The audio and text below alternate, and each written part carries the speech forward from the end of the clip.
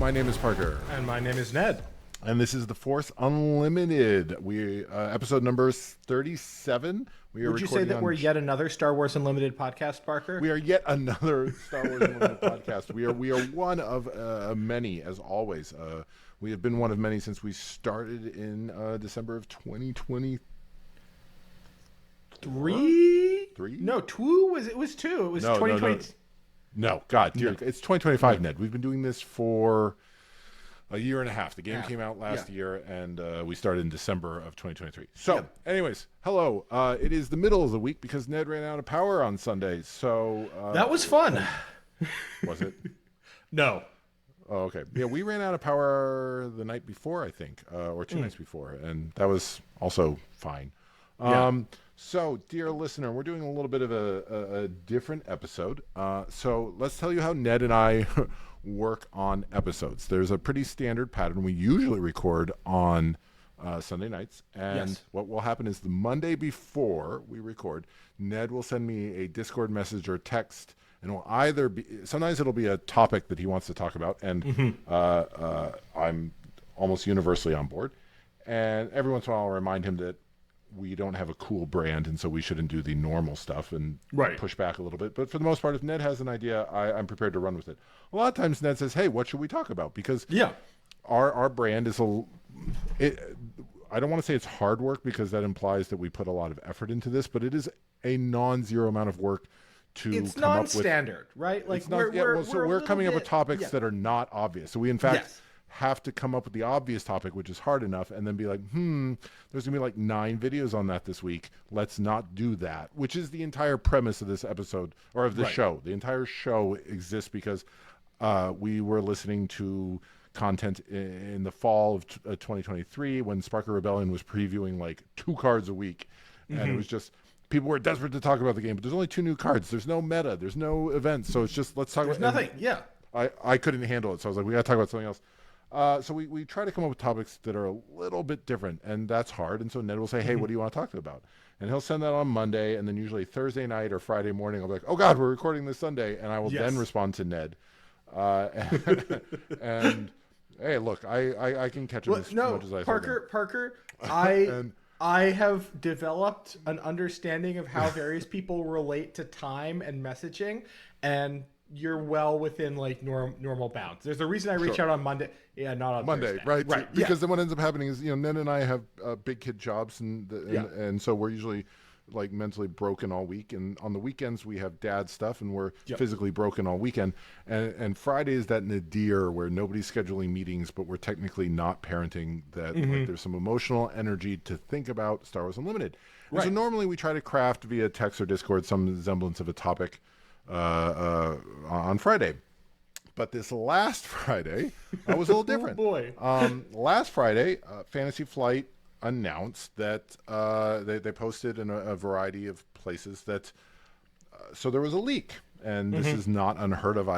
In games, but this is the first for Star Wars Unlimited that the complete set of Legends of the Force was leaked, and in the interest of the competitive spirit, they were going to just make it official. Anybody who's going to Galactic should have access to the whole thing.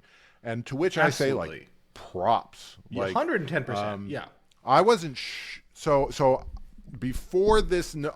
Just to be clear, the Force Unlimited's relationship with Fantasy Flight is, I think, absolutely middle of the road for any third tier content creator. Like, we get our like preview cards sometimes, and like we get told like we get the mass emails. If I see Xander or somebody at a con, I go up and I say, hey, and we have like a 20-minute chat.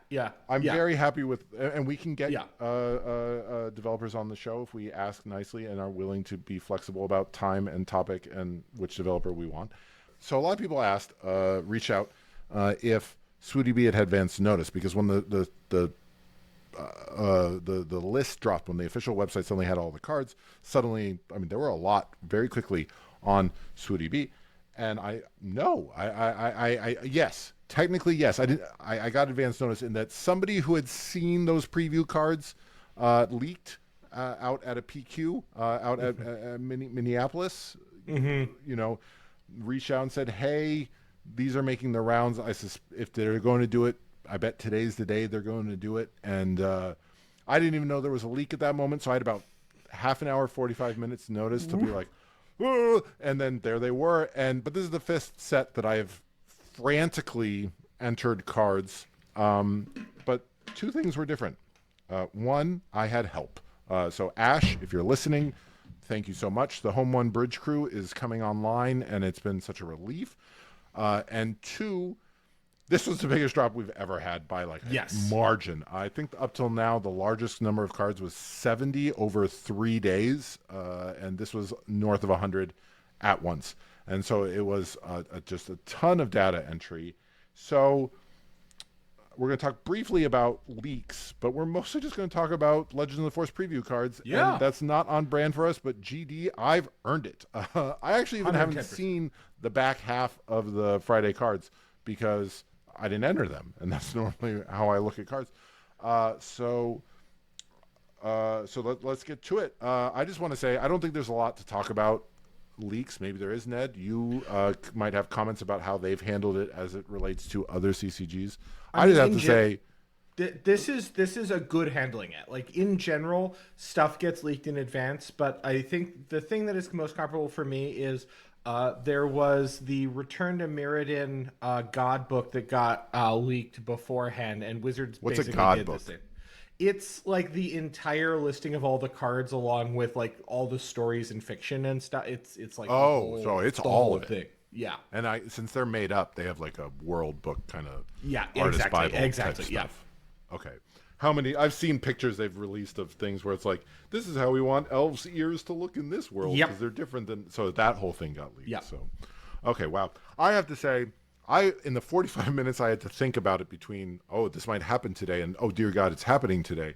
I was very curious if it would happen because there's been a small leak in Star Wars Unlimited during Spark of Rebellion, as for those who weren't around, as Fantasy Flight is wont to do, they tend to give content creators a couple extra, especially big ones like IGN, big published, like get a lot of eyeballs ones.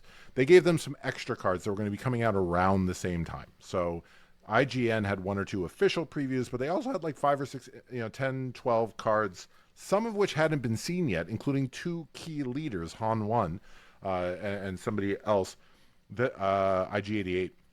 And IG clearly, like marketing departments, emails, lots of scheduling things, something wire got crossed somewhere, and so I was like, here's our 2 preview cards and a gallery of other cards you've already seen, except for we hadn't, and they took them down quickly. But just like Picard or Patrick Stewart, we'd seen everything. They were out. You can't take things back from the internet. Yep. But the thing there was that Fantasy Flight persisted with the fiction. I'm sure they changed about it and had meetings or whatever, but like we still got previews for all of the cards that were spoiled. That was like, here's our leader for the week that we're showing off. It's Han 1, which everybody had already printed out and started playing with because we were so hungry. So I was kind of curious, how do you acknowledge this? But I think this is a huge vote of confidence in the on-ramp of the competitive scene, that they're just willing to say, screw marketing. The most important thing is a good Galactics. Yeah, and I mean, I do want to acknowledge here that it really stinks for the people who had their preview cards sat on, as it were. Moment of silence for those content creators. So, because I like, that sucks. Like, I'm sorry. Yeah, because like it's fun to get them, and it's just like hype. And dear God, there's got to be somebody who like had already gotten them, maybe even filmed a video, and to have that robbed. You can't make a product that has millions of dollars of money and like competitive and nerds being nerds and not have, like, I understand why people do things, but dear God, like, leaks suck. Like that, it's just like the wind went out of the sails. Like that was just so. Yeah, and I mean, this is also why dropping cards one or two at a time, I think, is better, right? Like, yeah, it's the Well, even if it's yeah, not, because Fantasy Flight drops a boatload of cards but they're all at the end of every set. commons, right? No, Oh, there's a couple legendaries, but what they yeah, do is it feels very targeted in that they send boxes to content creators, those big market for the kind of those tier one we get eyeballs right. content creators. They send those boxes out, and then the people who are going to be selling singles get some boxes and so forth. And so there's like the crack packing that happens about a week and a half before pre-release, and there's a hunt. And trust me, I don't get to participate in this hunt, but I participate by proxy because some very dear content creators, you know who you are pinging me. Have you seen this one? Has it's like there's this effort. There's a potato quality phone image in like the corner of somebody's playmat of Well, but it's more just it's maybe the. This is the thing about the leak that made me really sad is that scavenger hunt. The fact that there's like, that is a fun activity of like, yes, we're so close to 264 out of 264, 252 out of 252 or whatever, right? Yep. Like we're so close to set complete. And there's this Willy Wonka effect for the people who are in the loop, which is not us, and then in like a Willy Wonka golden ticket by proxy effect for everybody else of like, okay, we're still missing number 174 in the, and that's gone, and that's kind of crushing. But anyway, so props to FFG for our yes. I mean, this is the best lemonade we could have gotten out of these lemons, I think. Yep. And so A+ for just getting ahead of it. Like, not. I don't think 2 weeks of competitive grinding is going to affect my Galactic's performance. I don't know if it's going to affect your Galactic's performance. Then maybe, I don't know. It'll make. I'm a little. I'm happy and sad. I mean, I'm not happy about leaks, but there was some talk about the timing of Galactic's as it relates to the release of Legends of the Force, and that like, like, is it going to be very aggro Galactics? Because you've only got about 2 weeks before the official release, and Galactics, and so that's like, metas develop as they always do. Start aggro until the control lists tend to get refined, and that's very early in the set. We're gonna having a little bit more time for the super grinders to grind. Maybe means you get to see a less aggro heavy metagame going into Galactics, perhaps. I don't know. I feel like the card pool rip Ned's burritos. Yeah. So. I feel like the card pool is deep enough that you're not going to see that as much. I think that the first set after rotation is the one where I would really suspect that aggro is going to be strongly dominant. But because so much of this, because the pool will be small, but also still established. The pool will be small, so like the new cards are a larger percentage of it. And the meta game will be a bunch of the old stuff is getting shaken up. In general, one of the reasons why aggro tends to do well, it isn't just aggro, but it's what I would call linear decks. The decks that they know what they're trying to do. They're not trying to interact with you directly. They're just trying to do their thing. And aggro, which is pretty much all aggro decks and some other stuff. Yeah. So, we did play a match, Ned. We should talk about that real quick. Absolutely. Because it's one of the few that I won. Congratulations. So you were playing Ray Green against Colossus Palp.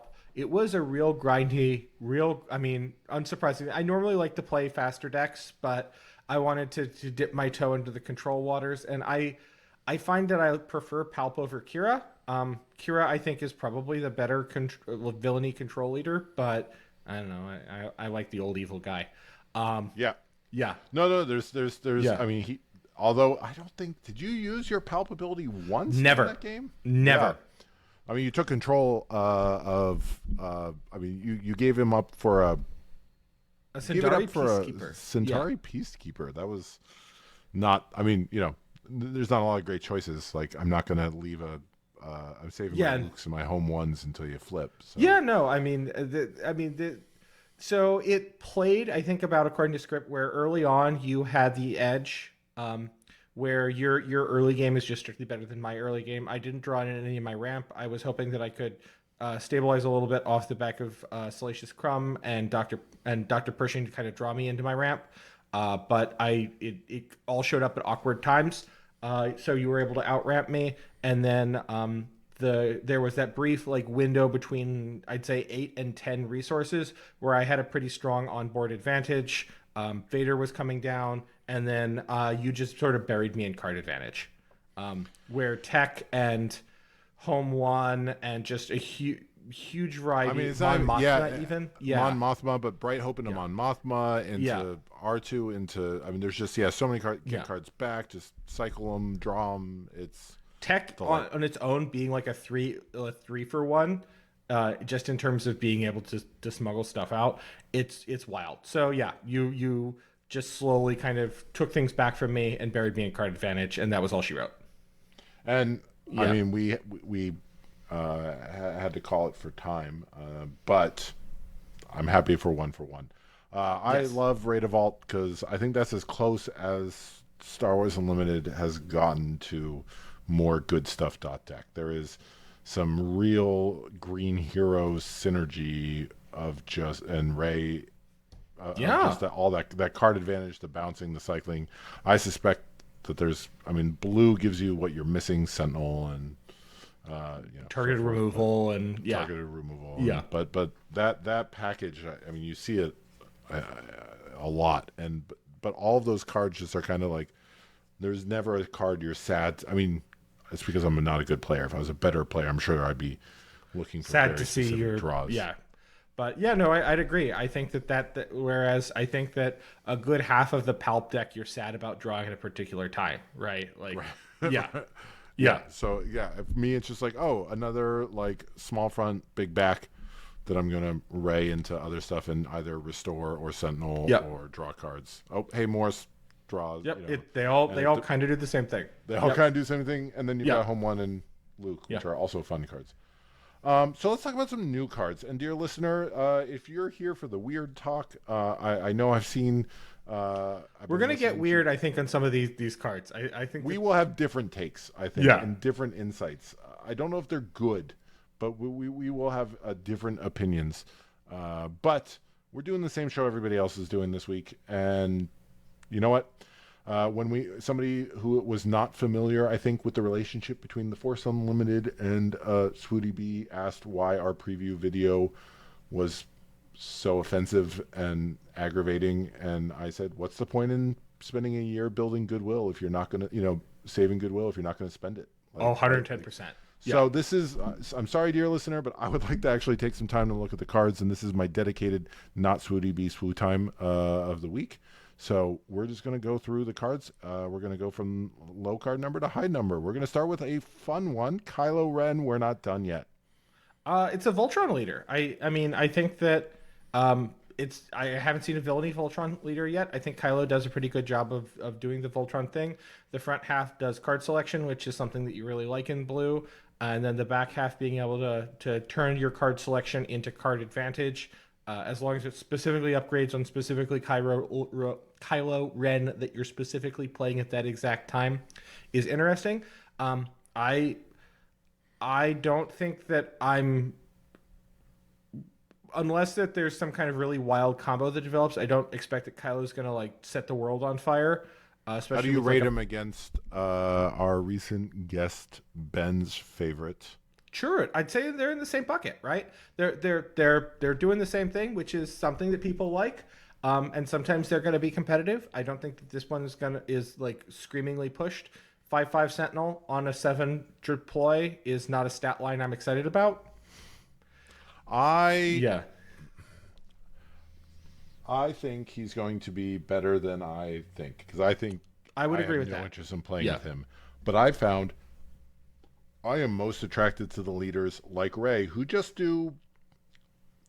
I like the ones with a good front. Yeah, I want. You know me, in every game possible, I stack passives. Mm-hmm. I just want like vague on all the time on good stuff, and that's how I choose my leaders.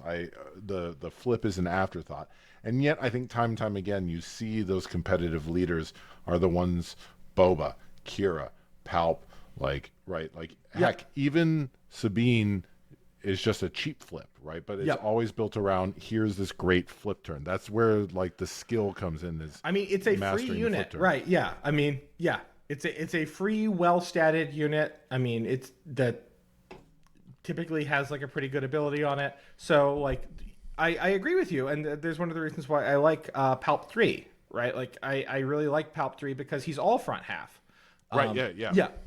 I mean, maybe Yeah. you have one more set to find out if he could be good. You know, you'll have the largest possible card pool in November. Probably not, but I'll hold out hope because I like doing weird stuff, right? Sure. So yeah. Kylo, the fact that he's all back, I mean, like that front Yeah. ability's just setting up his back ability, right? Like, he's No, setting it's up the card flip. selection. I think that card selection is valuable. Do you I mean, yes, but in a game where you're drawing two, discarding an upgrade to draw a card. I'm not feel like I'm that's not worth- hyper enthusiastic about that, right? I mean, I'm not So, saying like, it does nothing. it's- I'm not saying it's like pure garbage, but it just feels like It's it's pretty all minor. about the flip. It's No, all about the absolutely. flip. I completely agree. It is all about a flip. It's a leader that's designed to take advantage of the flip, and then the flip is kind of not hyper exciting, right? Like you're getting not a discount on the upgrades, right? So, I will say, hat tip to Fantasy Flight on the theme. Yeah. So, I was like trying to find the theme in this, and admittedly, when you're making like 12 leader is the same, 12 cards of the same version, it can be a little tough to make thematic. But I realized you've got this, like Kylo Ren is the character he's the anti-Carl Urban, right? Like he can't stop taking his mask off. And you've got like the original Boba before they made a show, and then they have to take the mask off all the time. Right. But you've got like Boba who like we're gonna show Tamura Morrison, and we're not gonna show the Mandalorian. Right? Like, Right. So you've got this Kylo who just can't over the course of the movie, mask on, armor on, mask off, shirt off. Like he's just constantly like. He does a lot of outfit changes. Yeah. Yeah. A lot of outfit changes, and I realized thematically, it's not. I was like, when does he wield 2 lightsabers or 3 lightsabers in there, or whatever? And then I was like, oh no, this is just representing like all of this stuff that he's putting, taking it off and putting it on, and like that theme absolutely makes me chuckle. Speaking of theme, and what I still don't see it, Rey Nobody. Yeah. It's a pinger. It's a pinger with a very specific clause. That clause of being you played a non-unit force card.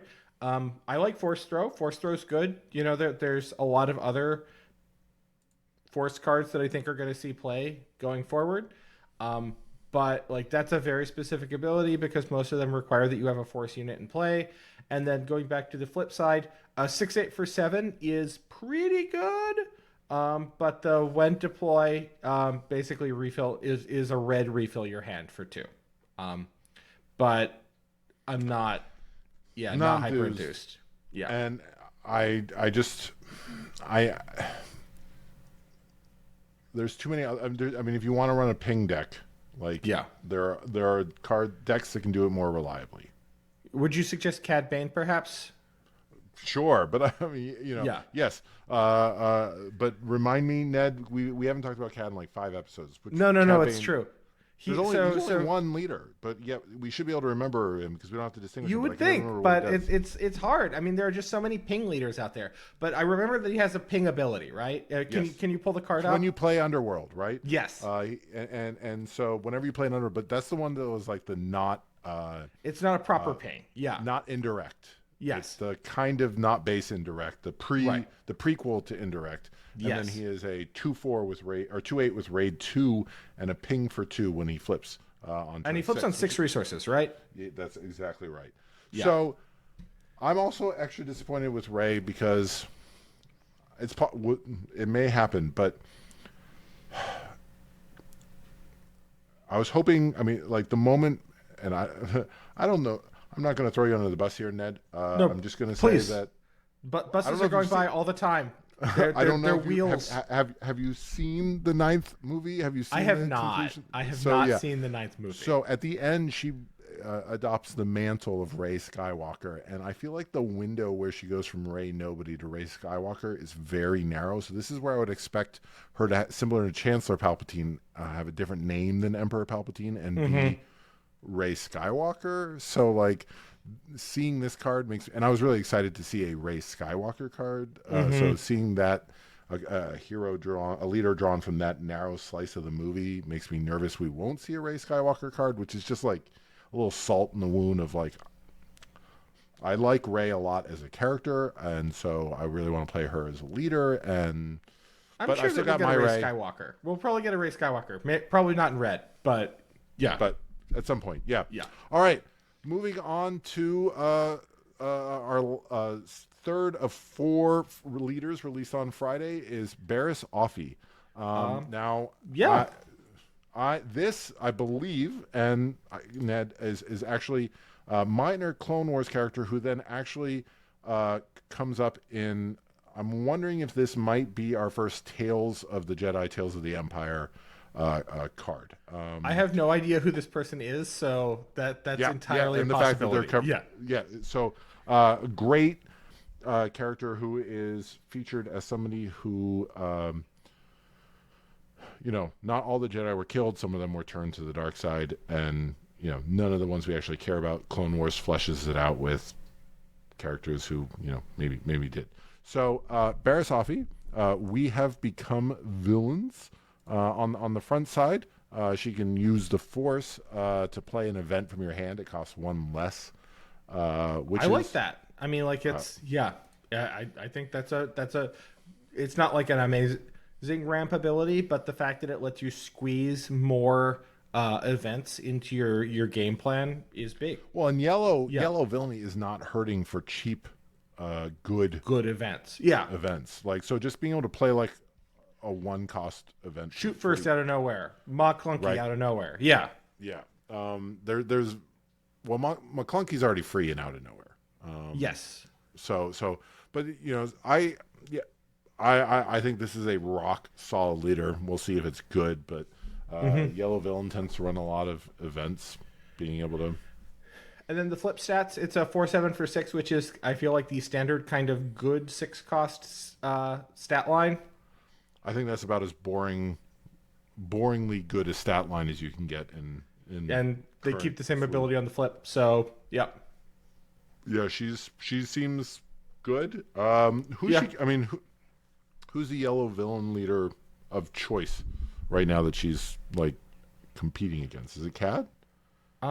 Maybe it's Cad. I think Cad is a typo leader though. I think that Barriss is a lot of it's going to come down to how well you can generate the Force. So I had a brief conversation on Blue Sky with somebody about new Obi, and I was a little bit reticent about new Obi because the stats on the flip side aren't great. I know that we're slightly meandering here in an already kind of meandering episode, but the ability to like use the Force to put a 1/1 counter down, they said that it actually plays really well, and that's because if you are building like a Force unit centric deck, you are doing a lot of attacking with Force units, and so that essentially just becomes like ability put a 1/1 counter. So it's like Rey's ability, but without the requirements around punch size, smallness, or Tarkin's requirement for Imperial. It is requirement that it be somebody who doesn't already have one, but that's actually probably pretty easy to hit.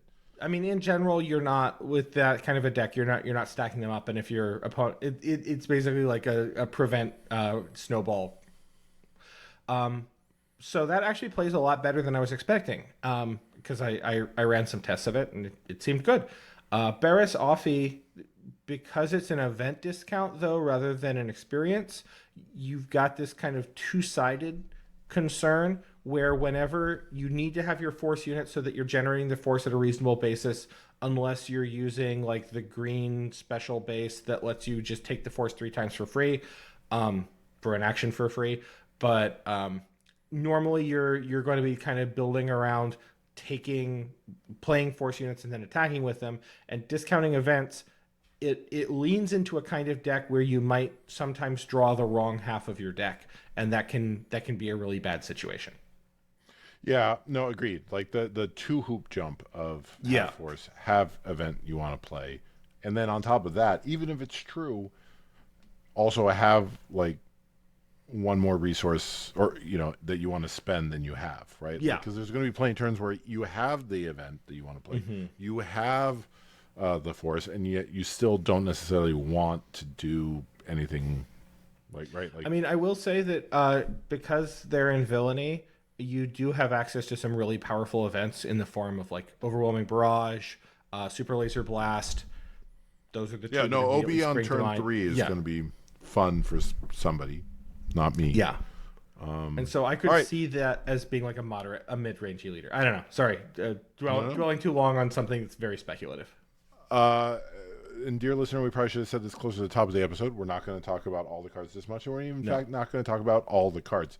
But leaders We are going to talk merit, about all the leaders. Yeah, merits, Yeah. leaders merit a certain amount of discussion.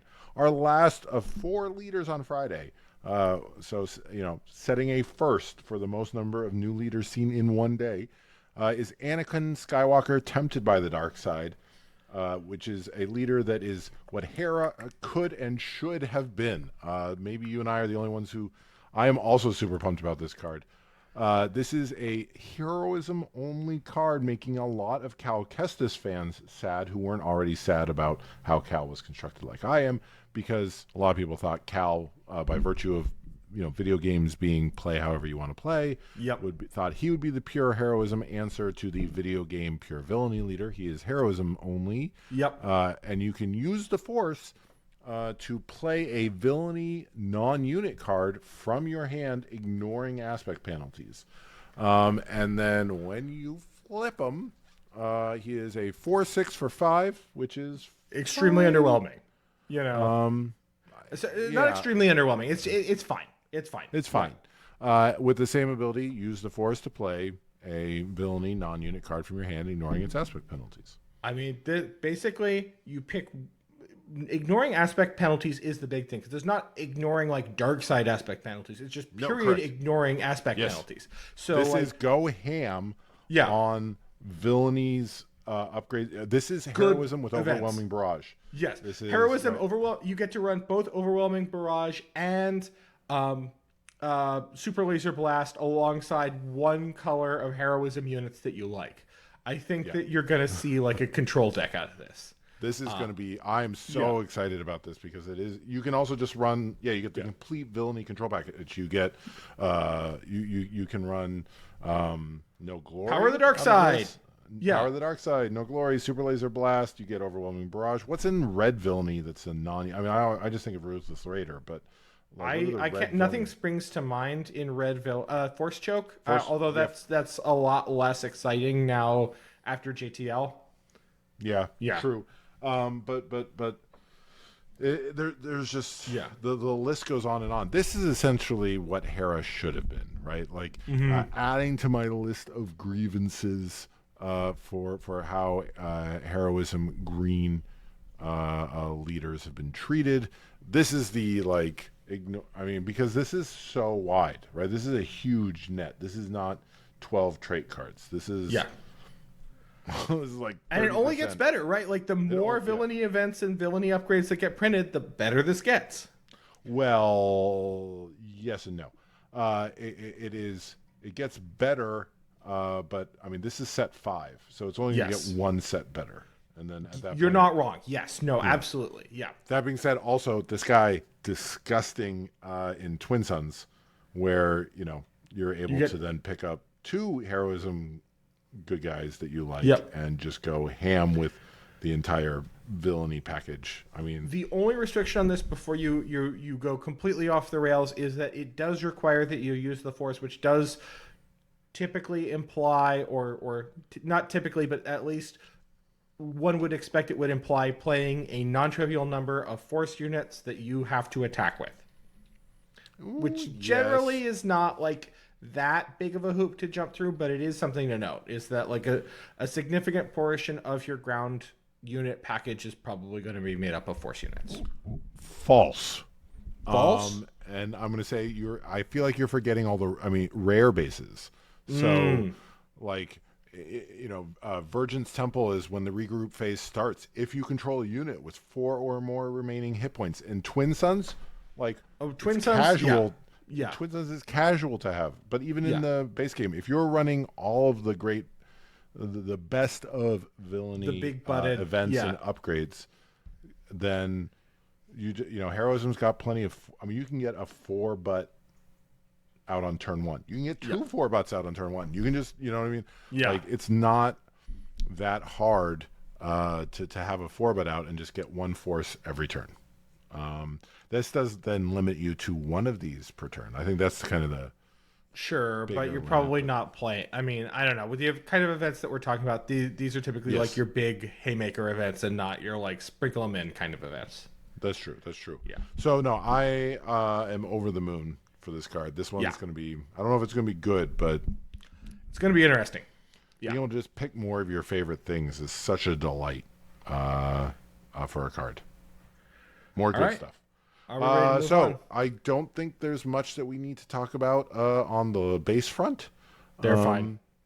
So I'm sure they have. they're the exact same Yeah. ones we've already Yeah. seen. So Kylo Ren's lightsaber. It's a 2/1/3 attached to a non-vehicle unit. I want to say if attached unit is a force unit, it gains. This unit can't be exhausted by enemy card abilities.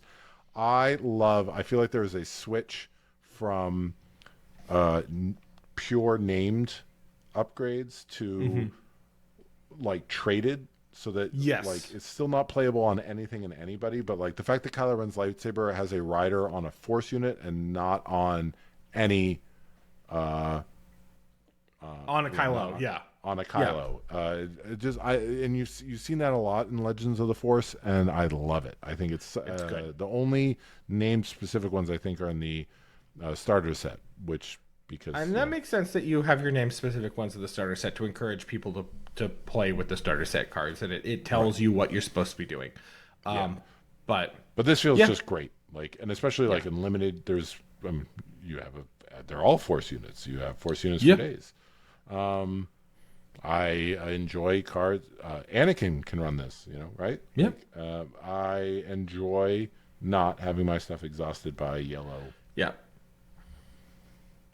Yeah, since Django's no longer an issue, this is maybe less exciting than it would have been otherwise, but I could imagine, like, in a metagame where Django is still running around. Well, I also think, like, this this becomes, for example, like, this is right there for Voltron, right? Like, you just built this huge thing, yellow. You don't want it getting tapped down. No, yeah.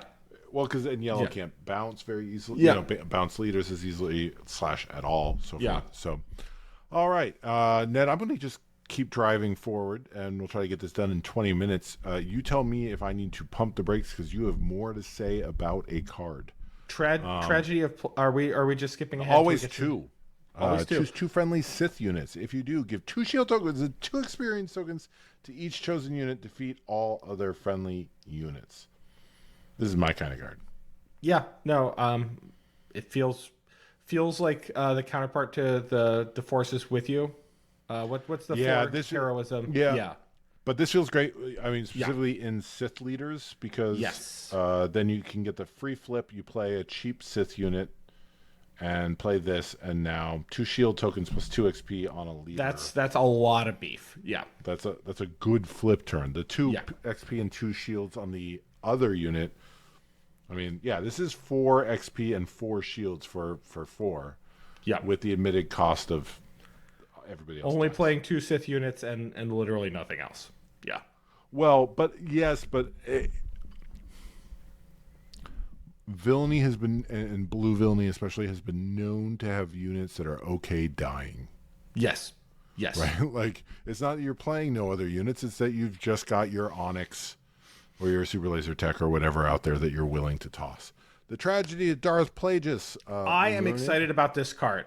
Everybody's excited about this card, Ned. This is like maybe the most memeable moment in Star Wars. I mean, there was a Midwest Screamo song about this exact moment. Yeah, so Yeah. I don't know that. I'll see if I can hunt that down because we don't make money on our YouTube, so I can throw in copywritten songs all I want. I will link it to you. Okay. The reason why I'm excited about this is because For of my dear listeners in the car, I know it's the first week. Choose a friendly unit for this phase. It can't be defeated by having no remaining HP. An opponent chooses a unit they control. Defeat that unit. I am excited about this because of the Crunchwrap Supreme. So specifically, when you are playing GI on the power turn being your 6 resource turn, where you have your 5 cost unit that you had played previously, that is one of now 2 clan challengers or the new knight Coven Thralls, whatever. The 3/6 or 3/7 with Raid 3, where you can do literally like 12 or 18 damage, basically out And the of problem nowhere. is it's going to die, but here it can't die. Here You it just can't keep die, tapping it right? and It readying not it, only readying can't it. die, but you get to kill one of your opponent's units, right? Like you don't get to control what unit dies, but in general, in GI Blue, you tend to be pretty good at, or GI1 Blue, you tend to be pretty good at keeping the board clear. Yeah, no, this is Power of the Dark Yeah. Side with the added ability. I mean, like that's a 2 Yeah. cost rider to have one of your units not die. Power of the No, Dark Side it's sees great. play.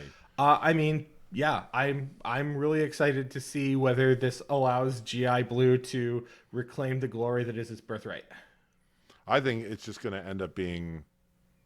I mean, throw this on a Sentinel unit, like, Oh yeah. and buy yourself a just absolutely disgusting turn. No, it's got a lot of uses. It is a 5 cost event, but you know what loves 5 cost events that are in villainy colors? Barasafi. Yes, also Anakin, but yeah.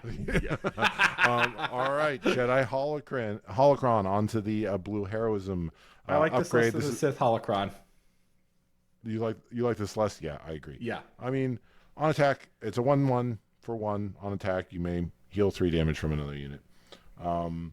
There are lists that can make use of this. I think there's a reason why they made it rare.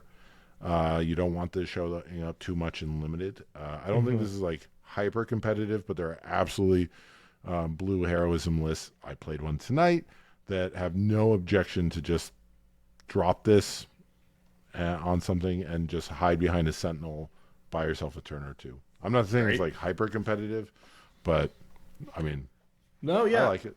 Yeah. Jedi Trials. Man, I'm just going to say it again. Fantasy Flight. I love how you are threading being like pro sequels without actually making a sequel set. I think, like, That's the way no to do notes. Like, Yeah. here, we're going to have the Jedi Trials and we're going to put Rey on it. Like, yep. I see what you're doing and I adore it. Jedi Trials are, it's a 1 cost upgrade for 0/0 attached to a force unit. It gains on attack. Give an experience token to this unit. While attached unit has 4 more upgrades on it, it gains the Jedi trait. Meh. I mean, it's fun thematically. I don't think this is going to see constructed play, and I don't think I would be surprised if this saw limited play. Like needing to go through 4 attack steps to get paid off, or No. 3 attack steps because it counts as an upgrade. Yeah, like No. Pfft. That's pure theme. This is the same reason. Like nobody plays Grievous for the lightsaber stealing. For the lightsaber stealing. People play Grievous because he's a 4/4 for 3, which is just like rock solid. This is a card that says on attack, give an experience token to this unit. Like that. Like I don't know. Like the become a Jedi. There's no combo where being a Jedi is relevant. That is pure theme. That is a meaningless rider that will happen once in a while and make somebody happy. Starts with a V. Vorthos. It'll make a Vorthos super happy. Yeah. Not, but I think there's. I mean, we've seen this, and obviously you can't play it on the Phantom, but. We've Lurking Die Phantom, but we've seen time and again that like decks that if you can't answer something for 2 or 3 turns, it just becomes a bit of a problem. This is in the same colors as the Village Sentinel, right? The Village you Protectors, drop this Village Protectors, you drop something else, you just put this on R2 on turn 1. right? No, I could see on turn 1 on R2 that could be a lot of value. I'm always nervous about like auras that take or upgrades that take time to pay off, because I feel like you're opening yourself up to getting 2 for 1 pretty aggressively.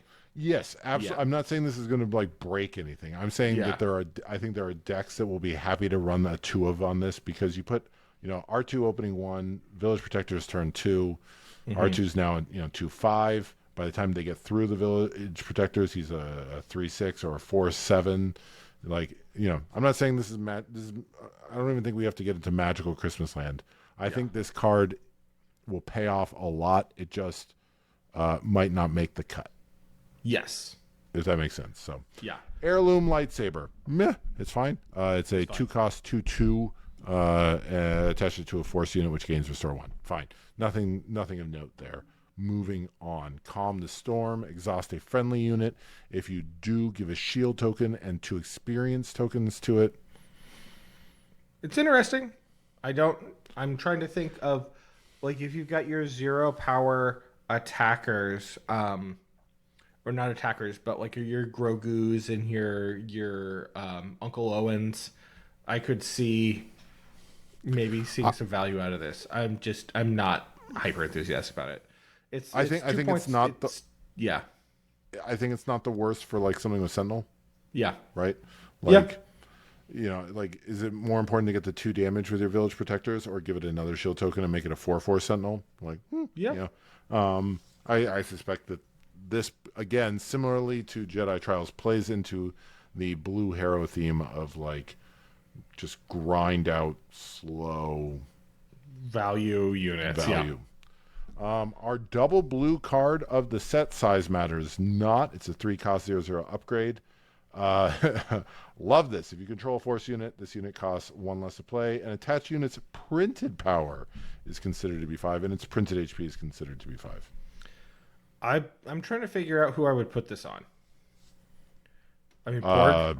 I mean, you could pork it, but I mean, anything, right? Like, I mean, I mean, the double blue is going to be running tons of 1/3s, 1/4s, 2/2s, 2. I mean, like, you can again play Yoda in the next turn, drop this on Yoda, and now Yoda's a 5/5. Play this on, with the number of 2 costs. You have a turn 1, play any Force unit. Turn 2, Village Protectors. Turn 3, Village Protectors is a 5/5, right? Yeah. If you, with the number of 2-cost Force units, you can drop this and R2 or something on turn 2. I don't think this is like a magic combo piece. I think this is a 2-cost turn a card into a 5/5, and based on other games, that plays better than you'd think more often. Yeah, than well, not. because it's not an upgrade that needs a specific target. Yes, it's whatever like small thing you have out in play, make it bigger. Yep. You can swing for it or whatever. Moving on, Secretive Sage, 2/2 shielded for 2. Yeah, that's fine. 3, Axe Woves, another character Ned doesn't know. No idea. This is from the Mandalorian TV show, and I'm sure other stuff. Shielded, 3 for 2/2. This unit gets +1/+1 for each upgrade on him. Not bad. 3/3 for 3, shielded. Gar Saxon, Gar Yellow, has a good time. Yep. Mandalorian's decks not short on upgrades. I tend to be incredibly dismissive of any single cost unit or single aspect unit in Premiere at this point. Like, I think they're just getting outvalued by 2 aspects. So we'll go through the single aspects pretty fast. Tauntaun had to show up, about time. This set seemed to really like nail a lot of the creatures. Yeah, creature sub theme. It's a good, but like ones that we hadn't seen yet. Like so many of the creatures we had seen were like weird ones from the Clone Wars. So being able to see like the Mynock and the Tauntaun, Tauntaun 3/3/3. When defeated, you may give a shield token to a damaged non-vehicle unit. Thematic as heck. That is a hoop to jump through. Yep. Awakened Specters. What is this? Are Yetis? Yeah, 4/4/5. Yep. This is It's a for Wampa. our Hearthstone fans. Yep. It's a bolstered endurance attached to a Force unit. It's a 1/3 for 1. Not whatever. Whirlwind of Power. are a blue event from Friday. It is give a unit -2/-2 from this for the phase. If you control force unit, give it -3/-3 instead. I could see times that you would want this over a perilous position. Not a lot, but I could see times when you would want this over perilous position. What about make an opening? I could see times you would want this over make an opening. It really comes down to whether -3/-3 is enough to kill something or not. Okay. Yeah. Moving on to green. Green villainy. Vanier? The accent's in a weird place. I don't know. We're the wrong people for this, dear listener. I live to serve Imperial Sith official when he's a 2/2/4. When played and on attack, you may defeat an experience token on a friendly unit. If you do, give an experience token to a friendly unit. So just move around experience tokens. Ned, this feels like a Johnny card. Yeah, I think that you could probably do some interesting things with that. I am less interested in that in the fact that it's a 2/4 for 2, right? Like that is a body that keeps coming up a lot, and I've been thinking about how much I love the 2/4 for 2 as the new kind of archetypal 2-cost unit. It doesn't speed up the game. It trades really well into 2/3s and to 3/2s. It trades reasonably well into 2/4s. 1/4s. They bounce off of each other, and so you've got your motivated to have stuff on the board. I really like the stat line on the 2-cost unit. I'm happy that this seems to be the baseline for like good 2-cost unit going forward. Nice. Yeah. All right. Praetorian Guard. While you control a unit with 4 or it's a 3-cost 2/5. While you control a unit with 4 or more power, this unit can Sentinel. Fine. Conditional Sentinel. Sure. It doesn't have the traits, I think, to push it up over other stuff. Yeah, I would probably Royal play Guard, Grimoire Guard play over it. Yeah. Yeah. Yeah. Here's a big one. Eighth Brother. Hunt together. 6-cost 5/7 ambush. When you play another unit, you may use the force. If you do, give a unit +2/+2 for this phase. Going this into Darth, I think, will be a big pile of really nasty stats. You make a lot of people really angry because this. Yeah. If you can't answer this on his ambush, then Darth is just going to finish it up and bring in some Dark Trooper to just. And you stop can even from cleaning it up. probably stack You can probably stack this trigger, the ambush trigger, and with all the 2 costs, you could easily bring out 1 or 2 more force units and just drop Vader to be +6/+6. Right. Yeah. Oh no, you have to use the force. You have to use the force. Yeah. So it doesn't. You can't quite do that. I think that you might be able to get it to be use the force to get the +2/+2, then attack, then ambush with the ambush. Yeah. Then play another force unit and use the. Or force you can give this 8th Brother then the other +2/+2 after to attack after this. Yeah. This is going to be a nasty. That is a nasty combo that just naturally works together fine. Yeah. As long as you're running a base that will let you do force. Inquisitor's Lightsaber for your helicoptering needs. It is a 2/1/3 upgrade. While attacking a force unit, this unit gets +2/+0. This feels like rock solid and limited and almost useless outside of limited. Agree. All right. Craving Power. It's a 5-cost 2/2 upgrade. When played, deal damage to an enemy unit equal to this attached unit's power. I feel like this is part of the Kylo package. I'm not sure that I'd pay 5 for this, but this is essentially like 2 permanent 2/2 stapled to a removal effect. I'm not. I mean, this feels like you're trading. It's Overwhelming Barrage, and no, it's Strike True. It is Strike True. But I was saying for the same cost and the same colors as Overwhelming Barrage, you have to pick one unit to target, but in return, the +2/+2 is permanent. Yeah. I'd probably rather play Overwhelming Barrage, but I could see people who would want to play this. Yeah. I mean, I think, this is a meta call of, are you dealing with one big thing or, whatever. So anyway, Point Rain Reclaimer, those weird units that you have to put into a set to hark back to or hint at a past set or hint at a future set. So this is a thing that has, they've done a great job. This is a Republic Clone Trooper to go in your Republic Clone Trooper deck if anybody played those, but it keys off the Jedi trait, which you'll find plenty of. It's also a 1-cost 1/2, which is a real bad stat line. Yeah. Yeah. Well, it could. No, well, it could be. I a mean, one cost. even if it's a 1 cost 2/3, like I'm not that. I would rather I'm play not a 1 super cost, pumped. 1/4 or 1 cost 3/1. Right. Yeah, this is a weird Yeah. card. Lor Santeca, the Secret Keeper. When defeated, you may give an experience token to a unique unit.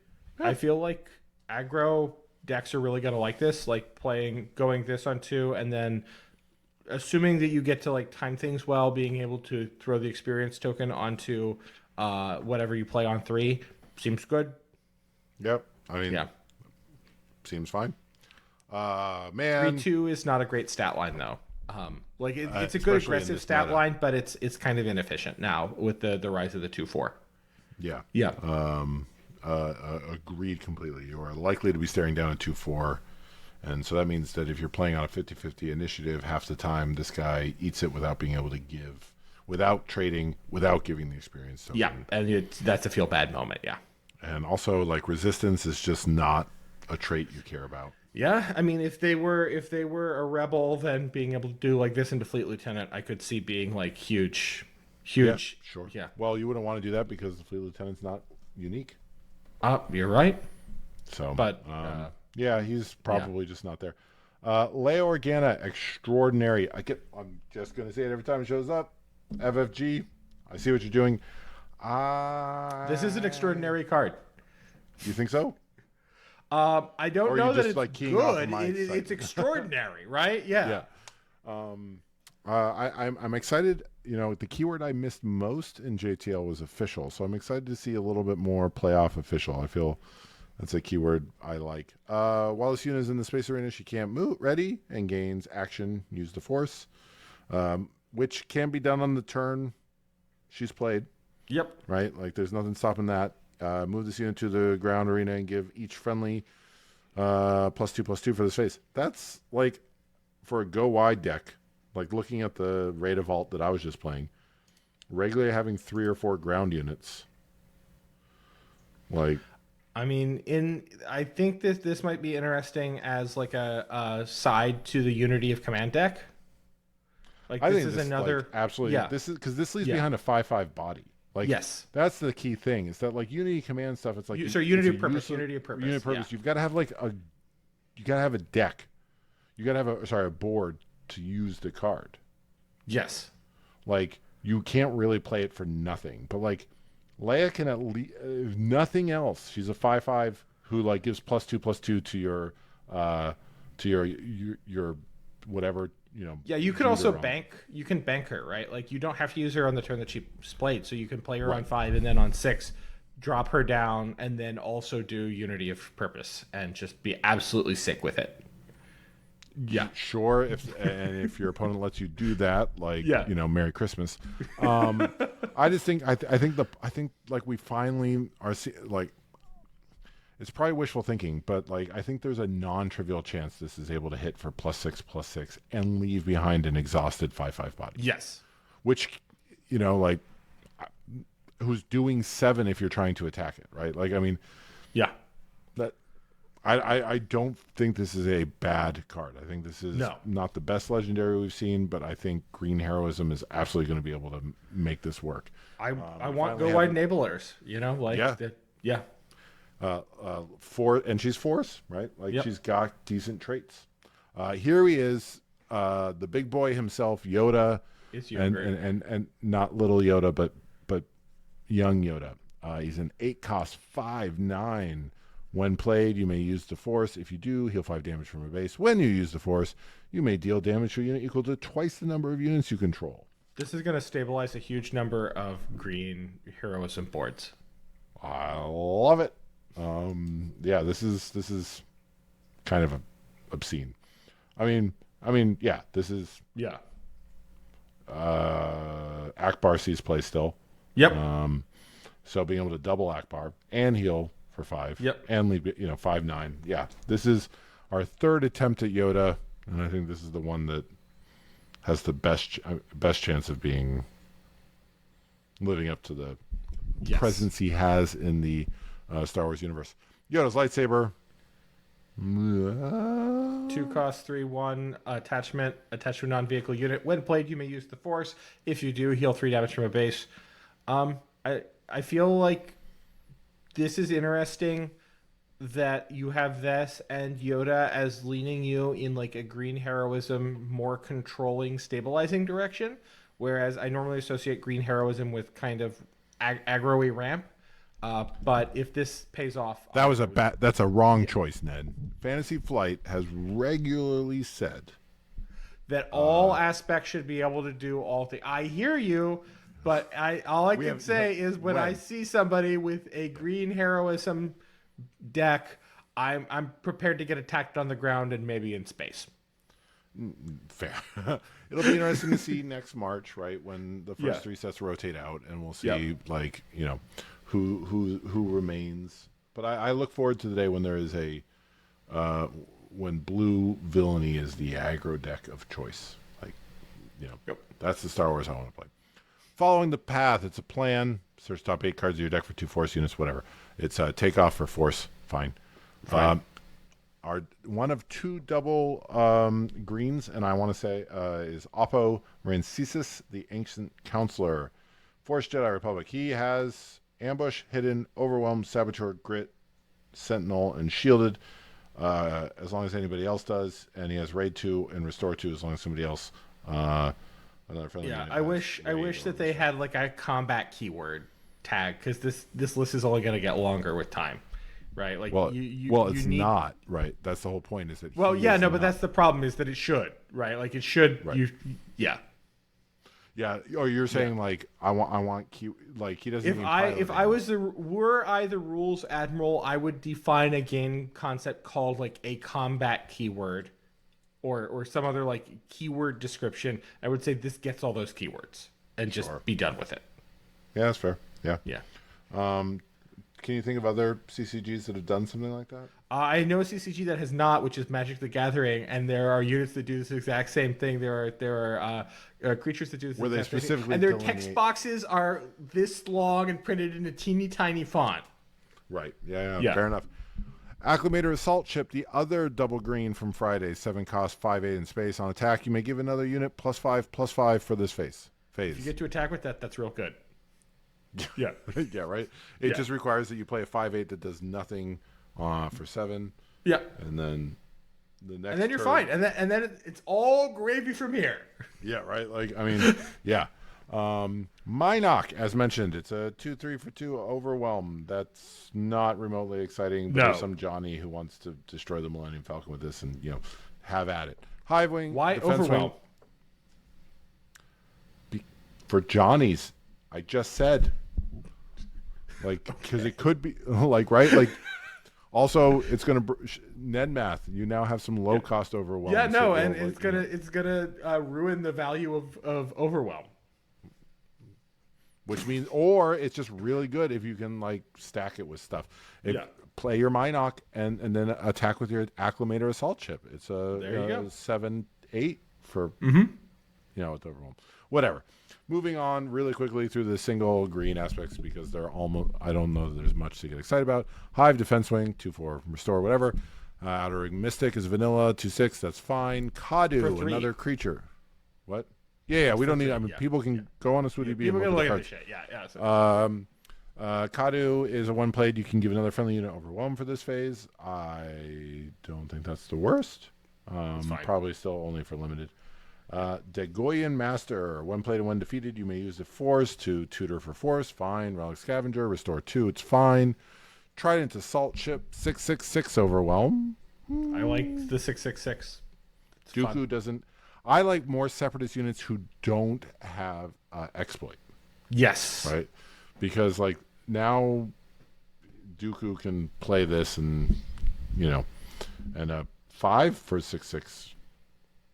Or sorry, 4 for 6/6, right? Like, that seems better. The Purgle King. Ned, do you even know what a Purgle is? It looks like a space whale. It is a space whale, but yeah, okay. It's key creature tying together multiple corners of the Star Wars universe in multiple shows, Ned. It is an entire corner of the Filoni universe that just Okay, escapes you. it's a cool space whale. It's a cool space whale. And this is not just, this is the coolest space whale. It's the king. Yeah, if you Is get to draw a bunch of cards, yeah. And I mean, this is a fantastic target for protect the pod, right? Yep. So, swing its butt. Yeah, no, this is another stabilizer, but Yep. you know, that's fine. Paleo Star Compass, tutor. Sure. 1/1 draw card. It's fine. It's fine. Yeah. Burn of the Masters. Put a force unit from your discard pile on the bottom of your deck. If you do, give a unit from your hand, play a unit from your hand, and give 2 experience tokens. There's a bunch of these that are like jump through hoops to play a unit slightly better by paying extra resources and an extra card.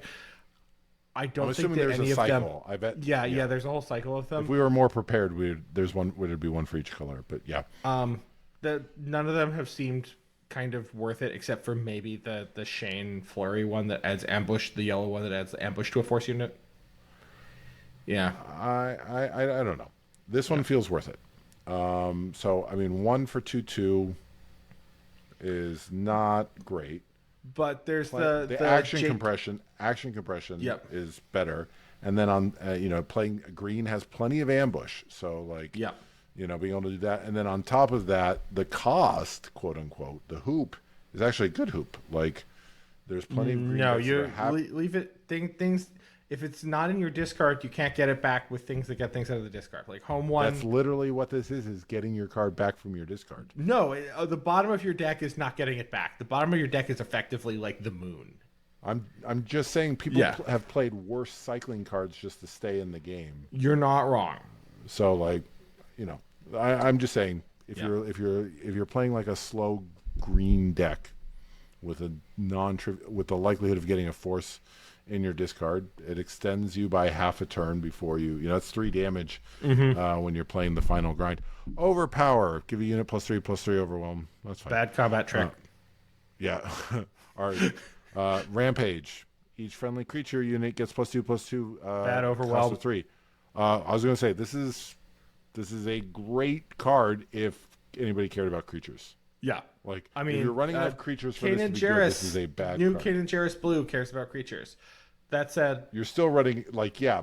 like Hera cares about specters. yeah, Like that doesn't make the card good.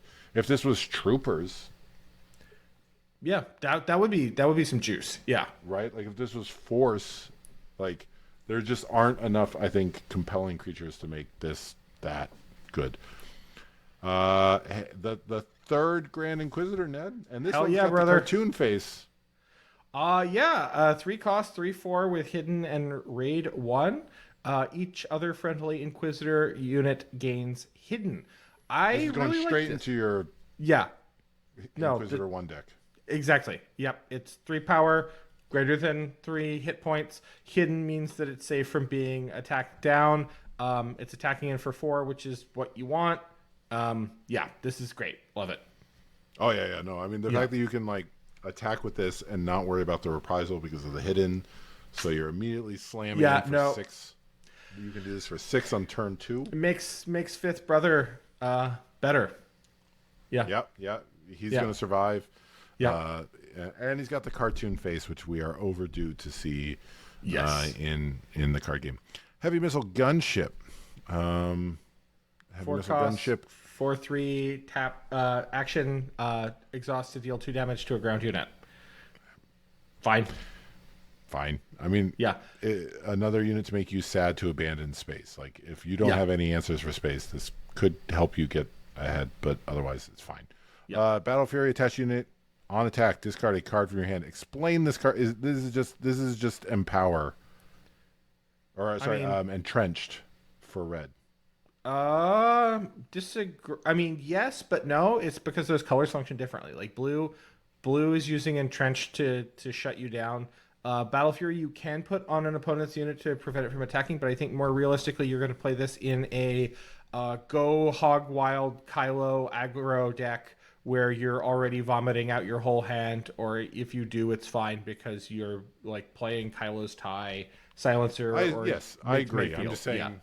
it's a 3/3 for 2 where there's a cost to the 3/3 and Yep. all right, Rey with Palpatine's power. I love this card. This card is not good, but this card I love. So it is a 5/5 for 5. When you draw this card, specifically during the action phase, no other time, just during the action phase, if you control a red leader or base, so they're protecting us A lot of hoops. Yeah. I don't think like having a red leader or base is not a hoop. It's just that is the safety protection to prevent you from running this out of aspect as just like a weirdo direct damage source. You may reveal this card from your hand. If you do, deal 2 damage to a unit and 2 damage to a base. So people love Ruthless Raider. Ruthless Raider is not like 4/6 space for 6 is not like a great stat line. This is when you draw a card, the act of drawing a card can become Ruthless Raider. So But the catch is that she's not going to be good because most of your card draw is going to not trigger her. So you're probably not going to trigger her. I mean, you have to be playing a deck that is specifically doing the thing. So I think that Yes, but even if you're playing a deck that draws heavy, you're not drawing 2 cards per turn on top of your 2 cards per turn. You are drawing I think the mean of the most draw heavy deck is going to be lower than 2 per turn. Agree. That's why you play it in Yoda. Oh, you use Yoda to put it on top of your deck, and then you draw the card, and then you get it's great. Yeah, now you're playing Yoda, and we're back to probably, I mean, I'd love to see, I love Ray, I'd love to see her be good. Yeah. Syndralig, 8 cost, 5/6. When played, you may play a lightsaber upgrade from your hand for free on this unit. If you do, ready him. Depends on how good the lightsabers are. I haven't seen any lightsabers that made me go wowie wow. I really want to put this on Syndralig. What 5/6? How much would you price 5/6 out as being fine? Like 5 or 6 resources. So you need a 2 to 3 cost lightsaber. Which is most of the lightsabers, yeah. So, but then he's even better than ambush. He can just go straight to base. Yeah. So you just have to run enough lightsabers to be able to reliably trigger him. Yeah. Speaking of lightsabers, the Nightsaber. It's a 3/2 for 2. 3/2. Yep. I mean, it turns this guy into an 8/8 with better than ambush for 8, but it costs 2 cards. You're jumping through hoops. Does what it's supposed to. Yep. Fine. Focus determines reality. Each friendly force unit gains raid 1 and saboteur this phase for 2. Somebody's going to build something around this. Yep. Paz Vizsla. This is our friend Favreau. Unyielding warrior. This unit gets +2/+0 for each damage on him. Double grit is double grit. Nice. Double grit. Yeah, you smuggle out a first light, and boy, you got a stew going. Yeah, right. Like, like there's somebody will try to break this. You'll lose every once in a while to this of your locals, and you'll just be like, but it. And then moving quickly through the commons and the single aspects, we got a Dark 1 probe droid. When played, defeated non-unique upgrade. Oof. That's too narrow for my blood. Cartel Interceptor. 2/3. Yeah. Cartel Interceptor, 3/2/3 raid 2. Hyena Bomber. If you control another one, deal 2 damage to a ground unit. Boy, I love playing 3 for a 2/2. Yeah. Yeah, right. Jedi in hiding. It's a force and it's hidden.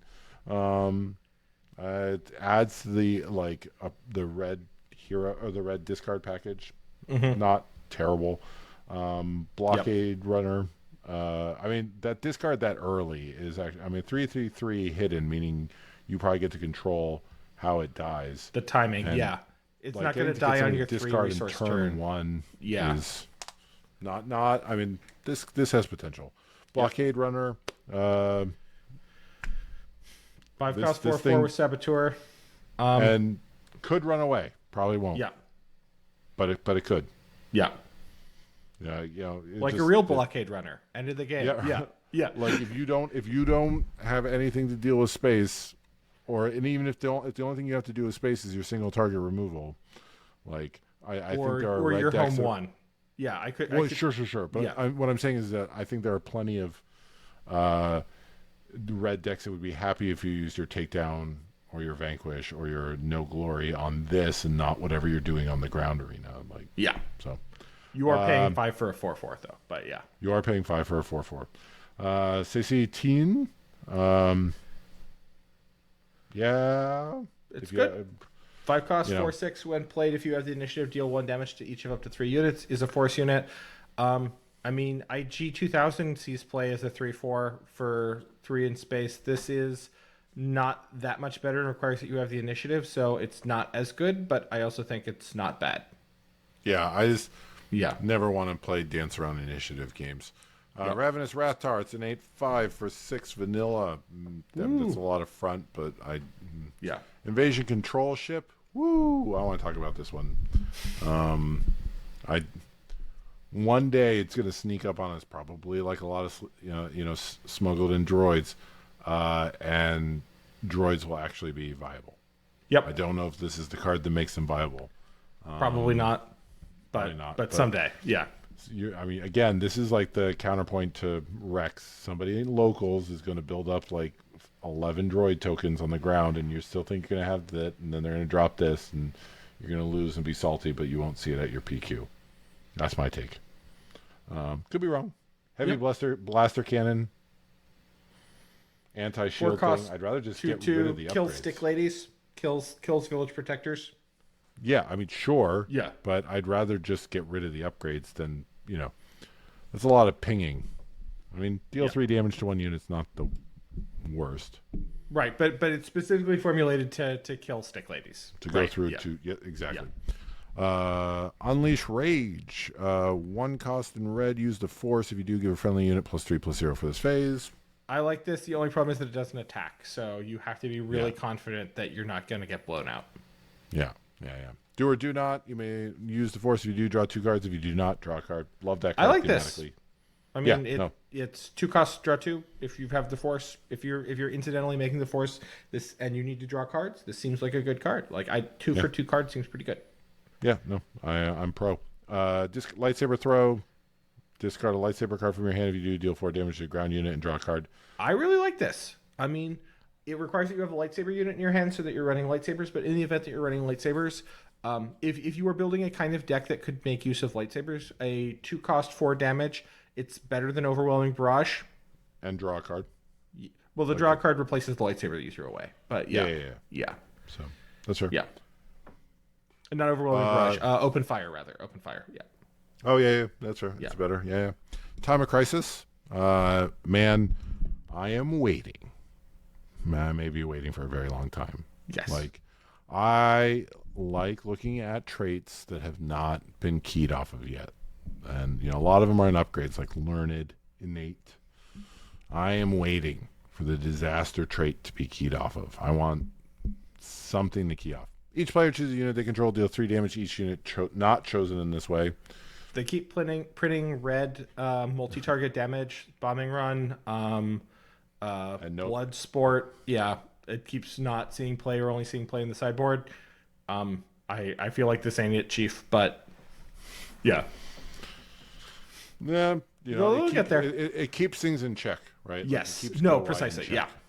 You can't go too hard and go wide, or this just becomes prevalent. Adaptive Anger. Whoa, we are moving into yellow. I have not seen this. Once again, thank you, Ash, for uploading these cards.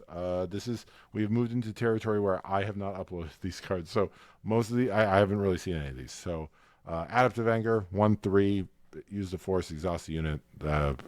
Feels fine. Feels pretty mid. Yeah. Like that's a hoop to jump through. I mean, he has force for 1. That's not the Force worst. for 1's not bad. I like that exhaust is a powerful ability.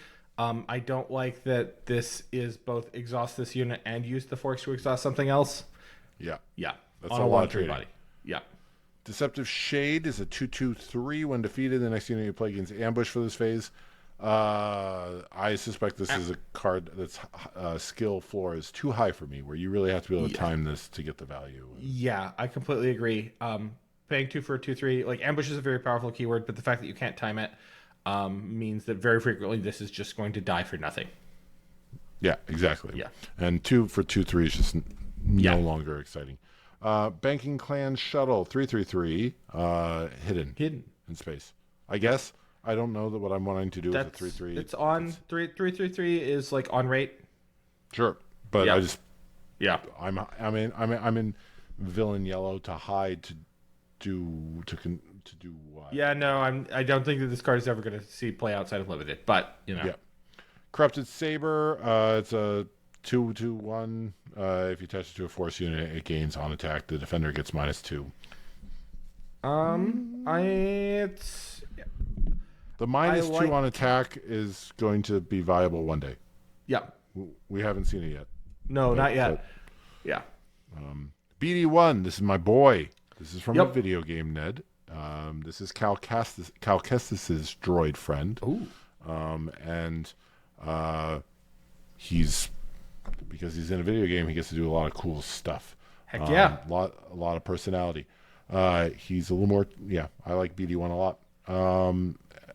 He's hidden, 1/3 for 1. And we're into the hero yellow. Mm-hmm. When played, choose another friendly unit. While this unit is in play, the chosen unit gets +1/+0 and gains Saboteur.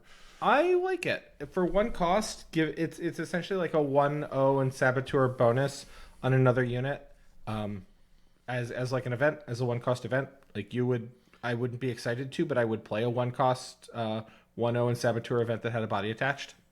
I appreciate the fact that what the hidden does is like you can play this, the other unit gains Saboteur and +1/+0, and you can't immediately solve that problem by going after BD1. Like Yes. you gotta wait till the next turn, and at that point you're in hero yellow and the game has moved on. So yeah, N1 Starfighter makes me wonder if we're going back to Naboo next set. Like I don't feel like Secrets of Power plus Tyler being super excited tells me Naboo, maybe with It's the Boss Nass set. The Secret of Power is the power that was hidden inside of the Gungan city the whole time. Oh, okay. Yeah, just feels like I don't know if this is harkening back to something or telegraphing something, or if they just needed to fill a 3/2 for. I mean, 3/2 for 2 in space. It's people play Phoenix. Whatever. Yeah, it's also weird that yellow now get Phoenix feels less special. Yeah. But this fine. is cunning yellow gets aggressive. Gets everything. Yep. Yeah. Yellow gets everything. Everybody else Yellow gets everything. There's no hoops. Yep. Premonition of Doom. The next time you take the initiative phase, exhaust all units. I really like this card. Yeah. Also from a video game, Ned, as you can tell by BD1. Oh yeah, because the BD's in there. Yeah. Yeah. Why do you like this card?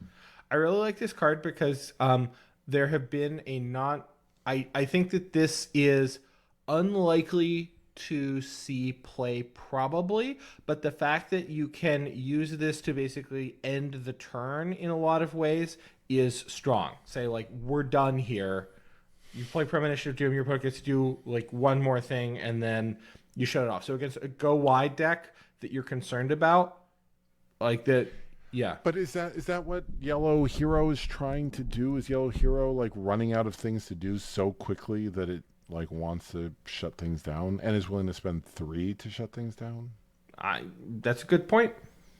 I mean, this just feels like I'm prepared to get stomped on by a deck where somebody has cracked this, but this just feels like it's in the wrong color to be useful. It's in the thematic color, but the wrong color to be useful. Double yellow, Zuckuss. People have thoughts about this. He's a 4/7 on attack. Name a card, then discard the top card of the defending player's deck. If a card with that name is discarded, this unit gets +4/+0 for this attack. Ooh boy! So is there a world where Thrawn 1 comes back? I mean, this would definitely be the start of it. 4/7 for 5 is totally reasonable stat line. You're not over the moon about it, but it's a totally reasonable stat line. But attacking for 8 is huge. And guaranteed discard, right? Yeah. Which on the one hand doesn't matter, but on the other hand, yellow can make that matter where you're just. Yeah. I mean, I don't know. Who is able to manipulate knowing what's in there? I mean, because otherwise that's a non thing, right? Your odds aren't great if you're doing a blind flip, but. Yeah. Even if you know the deck wonderfully, So, all right. Force speed. It was about time we made that terrible CGI from the prequel trilogy into a card. Attack with a unit. For this attack, it gains on attack, return any number of non-unique upgrades attached to the defender to their owner's hand. This feels like a silver bullet for something. Yeah, I don't this care is about. an extreme silver bullet. This is Kylo oh out of god, control? Jedi Let's Jedi, stop. Yeah. like Jedi Trials. That card just they're the Jedi. Yeah. So yeah, not yeah. Babu Freak. Action: you may attack with a friendly droid unit. For this attack, it deals damage equal to its remaining HP instead of its power. But fight for droids. But fight for droids. I don't think it's the worst. Yeah. Probably fine. Weird in an underworld set or in a force set, but I'm sure somebody will figure it out. Lost Cat. We're into the commons single aspect, so Not caring a ton. Mysterious Hermit. So Lost Cat Exhaust. Mysterious Hermit is a 2/1/4 ambush. Again, why overwhelm? Why ambush? I mean, Tusken ambush Tracker I could see being reasonable. Tusken being traded is interesting. Mm. That's the only thing I think that's interesting about this card. 3 cost for a 2/4 raid 2 is not great. Yeah. Yeah. And then when played, each enemy unit loses hidden. Silver bullet for hidden decks. Silver bullet for hidden decks, but more importantly, that tells me there's going to be a lot more Tuskens coming. I bet it's not Secrets of Power, but I bet we get a Tatooine set in 2026. That's what this tells me. This tells me they were watching The Mandalorian, I don't know how much notice FFG gets of what's in the pipeline, but they're like, oh wow, we can do a whole lot of all Tatooine set. That's what Tusken tells me. Charging Falak, ambush hidden, 4 cost, 3/4. Yeah. Life Wind Sage. When an enemy unit is exhausted, this unit gets raid 2, 3/5 for 4, so it's a 5/5 if something's exhausted, which yellow can do. Sorcerers of Tund, 6/6 shielded for 6. Ascension Cable. Attached unit against Saboteur. Disturbance in the Force. If a friendly unit left this phase, the Force is with you, and you may give a shield token to a unit. How do you feel about this, Ned? I mean, what was the blue that makes an X-wing and a shield? Oh yeah, I don't remember, but but that sees play. Yeah. Yes. So if you want the Force, this will give it to you, and a shield as a rider ain't bad. Yep. Give an exhausted unit -8, -0 for this phase. For slow, this allows yellow to do removal if you have a bunch of things to attack. Psychometry, old High Republic card. Choose another card in your discard pile. It's a tutor. Tutor for any trait feels nice. It is nice, but I'm just trying to think if you'd rather play this over Recruit, right? Because you're jumping through 2 more hoops versus Recruit, which is just getting you any unit. But this is in yellow. This is literally like CAD. Grab another Underworld, right? Yep. Like this is Tarkin yellow. If anybody's, like this is Force. This is like whatever trait your deck cares about, and there are plenty of decks that care about a trait in yellow. Mm-hmm. It's not that much of a hoop. Trust your instincts. Use the Force. If you do attack with the unit, it gets +2/+0 for strictly this better shoot first. If you use strictly better. It's not strictly better, but better if you use the Force, right? Right. Use the Force for better, which is a theme of this set. 3 lessons. Play a unit from your hand. It gains hidden. Give an experience token and a shield token to it. I don't hate this. Yeah, I think it really comes down to, are there units that suddenly become much more viable if you pay 2 more for them, but they can't be killed the turn they attack? So are there units that have like really baller on attack abilities? If there are that would otherwise tend to get removed, like smaller units with really good on attack or like other triggers that tend to get removed, 3 lessons will turn them into a viable unit. Or ambushes that can then keep their you can't punitive get them back because they're hidden. Right, and you also get to do the fun shield and experience stacking with ambush for the trigger. Right. Yeah. So I think this will see play. Tip to scale. Look at opponent's hand. Discard a non-unit card from more discard. I like this. I think that it's important that you have your Thoughtseize. This isn't a Thoughtseize. This is a duress equivalent, but you need abilities to answer overwhelming barrage and other like from hand threats. All right, moving on to pure villainy cards. Fallen Jedi. It's a 3/3/4. Fine, we've seen that. It won't see play. Let's just skip anything of note in here. We've got Undead from Army of the Dead. I'm excited to see that keyword. That was also the on Sun. the Shade. Yeah. Yeah. The Sun, 1 of 3. I think this one might be the worst. 7 for a 6/8 while the Force is with you. Each friendly unit gets +2/+0. So it's an 8/8 for 7 when the Force is with you. It's about what I'd expect from a single aspect unit. Yep. I mean, if there's a go wide deck, using this as a finisher could be a lot, but it's also coming down on 7. Yeah. Yeah.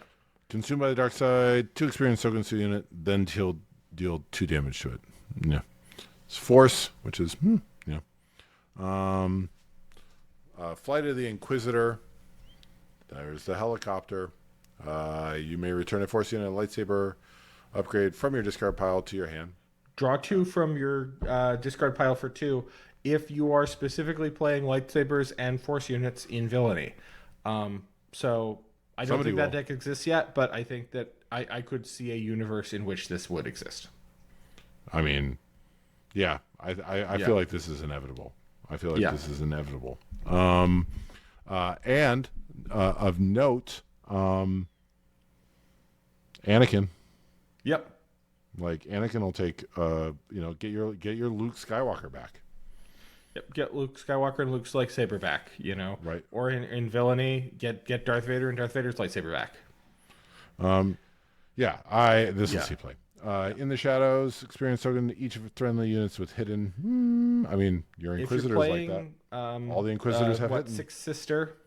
If you're playing Sixth Sister, and you're doing like a lot of hidden stuff, this is Metal Ceremony for 2, which your Grand Inquisitor. All your Inquisitors have hidden. Yep. That said, Metal Ceremony for 2 does not fill me with a huge amount of positive feelings. Yeah. Yeah. Volptex, hidden, whatever. Gungan Warrior, shielded and restore 1. It's fine. Jocasta New. There's Glup Shido, if there ever was one. When played, you may attach a friendly upgrade on a friendly unit to a different good in unit OB. To move the XP to something that already has an XP, and then it's a Force unit. Just keep stacking it, and yeah. It'll see. Medical Frigate. I don't hate that card. I don't think it'll see play, but I don't hate that card. Blue Squadron Assault Wing, 5/5 for 5 in space with raid 1 isn't the worst. The Daughter. Here's the second of the 3. These are tough, and I'll tell you why. I think these are liked characters who are known by huge Star Wars fans, who by lore are defined by their aspectness, and as such can't be very good. Yep. And I think that is a rough scene as a designer. I mean, when you say they can't be very good, there is an upper limit, so you can make them good. I think that there are like mono heroism and mono villainy cards that do see some play. I think that those tend to be down with the lower part of the cost curve, right? Like your Black Sun Starfighters and your Fleet Lieutenants and your role player relatively cheap units that are there basically because they're pretty good. But when you have big, unique, splashy characters, it's hard to make a single aspect big, unique, splashy character, particularly when the single aspect is a morality aspect, and not have them take over the game. I mean, I know that this is already a long episode, but I feel like one of the things that I didn't like about Hearthstone was how many of the legendary units were neutral, and so you would see them in every deck, right? Like, right. Yep. Yeah. And I think, that was cowardice on the part of the Hearthstone designers to not pick like a class for, they wanted you to chase them down or whatever. So no. Yeah. I respect the dev team for respecting the lore. It's just, yes. These are supposed to be some of the most powerful units in the Force, and It's a 5-cost 4/6 that can use the force to stop 2 of the damage that would have otherwise dealt to your base. Fine. Yeah. Long Beam Cruiser 666 Restore 1. And into the into the neutral cards, Gifted Urchin 214 Force. That'll be this is a limited hole filler limited where staple. you need a force unit. You don't have enough in your aspects. There you go. Gifted Urchin. Bam, problem solved.